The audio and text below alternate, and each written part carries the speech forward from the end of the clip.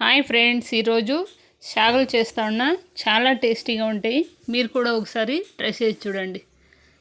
ఒక పాత్ర తీసుకొని 2 కప్పులు వాటర్ వేసుకొని, 1 టేబుల్ స్పూన్ ఆయిల్ వేసుకొని, 1 చిటికెడు ఉప్పు వేసుకొని, ఇలా 1 కప్పు పిండి వేసుకోవాలి. రాగి పిండి వేసుకొని ఇలా బాగా ఒక 5 నిమిషాలు బాగా మరగాలి. నీళ్ళు బాగా మరుగుతా ఉన్నప్పుడు వేసేసి ఒక 5 నిమిషాలు పిండి బాగా ఉడికిపించుకోవాలి.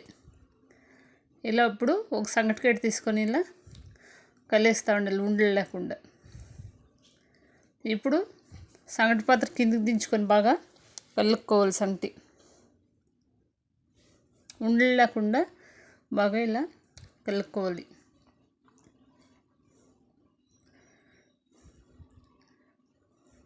పిండి ఉండలు లేకుండా ఇలా బాగా సంగటి బాగా మిక్స్ చేస్తూ ఉండాలి. ఇప్పుడు ఒక 5 నిమిషాలు స్టవ్ మీద పెట్టాలి, పొచ్చివాసన పోయే వరకు. ఇప్పుడు ఒక 5 నిమిషాల తర్వాత ఇంకొకసారి బాగా కలుపుకొని ఉండలు లేకుండా బాగా మిక్స్ చేసుకొని, ఇప్పుడు కొంచెం కొంచెం ప్లేట్లకు వేసుకొని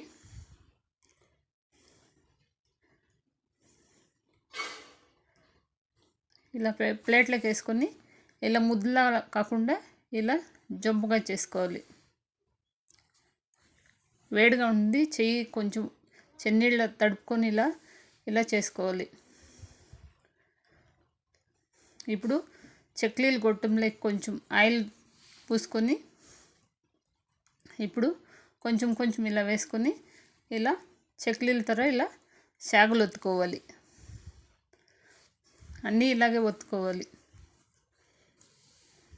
అన్నీ ఇలా ఒత్తి పెట్టుకున్న తర్వాత ఇప్పుడు 1/2 కప్పు వేయించుకున్న పల్లీలు, 2 ఏలకులు, పచ్చి కొబ్బరి 1/2 కప్పు వేసుకొని కొంచెం వాటర్ వేసుకొని నున్నగా పేస్ట్ చేసుకోవాలి. ఇప్పుడు ఒక బౌల్లోకి 1 కప్పు బెల్లం వేసుకొని 1 గ్లాస్ వాటర్ వేసుకొని బాగా బెల్లం మరిగే వరకు పెట్టుకోవాలి. ఇప్పుడు ఇందాక పేస్ట్ చేసుకున్న కొబ్బరి పల్లీలు వేసుకొని బాగా మిక్స్ చేసుకోవాలి. ఒక 5 నిమిషాలు బాగా మరిగించుకోవాలి. ఇప్పుడు ఇది అయిపోయింది. స్టవ్ ఆఫ్ చేసుకొని ఇప్పుడు ఒట్టి కొబ్బరి 1/2 కప్పు వేసుకొని, పుట్నాలు 1/2 కప్పు వేసుకొని పౌడర్ చేసుకోవాలి. ఇప్పుడు శాగలు తయారైపోయింది. ఇప్పుడు ఇందాక చేసి పెట్టుకున్న పానకం వేసుకొని, పుట్నాలు కొబ్బరి పౌడర్ వేసుకొని, చల్లగైనా వేడివేడిగైనా చాలా బాగా టేస్టీగా ఉంటుంది. మీరు కూడా ఒకసారి ట్రై చేసి చూడండి.